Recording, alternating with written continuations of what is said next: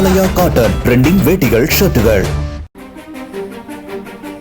வணிக பயன்பாட்டிற்கான சிலிண்டர் விநியோகம் நிறுத்தப்பட்டுள்ளதாக இந்தியன் ஆயில் நிறுவனம் அதிகாரப்பூர்வமாக அறிவித்துள்ள நிலையில் சென்னையில் பல உணவகங்கள் செயல்பட முடியாத நிலைக்கு தள்ளப்படும் என ஹோட்டல் உரிமையாளர் சங்கத்தினர் தெரிவித்துள்ளனர். இது தொடர்பாக மத்திய மாநில அரசுகளுக்கு கடிதம் எழுதியுள்ள சென்னை ஹோட்டல் உரிமையாளர் சங்கம் வணிக பயன்பாட்டு சிலிண்டர் விநியோகஸ்தர்கள் தங்களிடம் கையில் இருப்பில் இல்லை என விநியோகத்தை முற்றிலுமாக நிறுத்தியுள்ளதால் நிலைமை மிகவும் மோசமாகிவிட்டது என குறிப்பிட்டுள்ளனர்.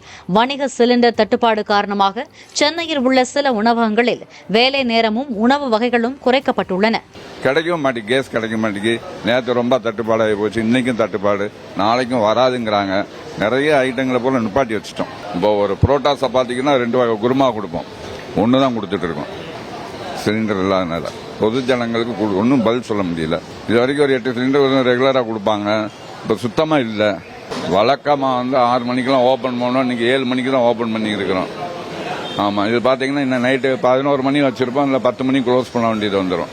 குறிப்பாக அதிக எரிபொருள் தேவைப்படும் அவிக்கும் இட்லி உணவுப் பொருட்கள் நிறுத்தப்பட்டுள்ளதாகவும் மின்சார அடுப்புகளை பயன்படுத்தி உணவுப் பொருட்களை தயாரிப்பதாகவும் ஹோட்டல் ஊழியர்கள் தெரிவித்துள்ளனர். தட்டுப்பாடு நிறைய இருக்குது, சரி பண்ண முடியும். ஈவினிங்ல சரி பண்ணி தரேன்னு சொல்லியிருக்காங்க.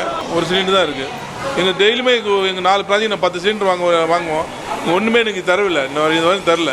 எலக்ட்ரிக் இருக்கிறதுனால நாங்கள் பாயில் வெஜிடபிள் பாயில் பண்ணுவோம், ரைஸ் பாயில் பண்ணிக்குவோம்.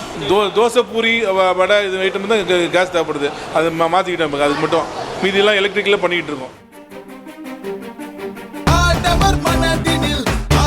ஆலயா காட்டன் ட்ரெண்டிங் வேட்டிகள் ஷர்ட்டுகள்.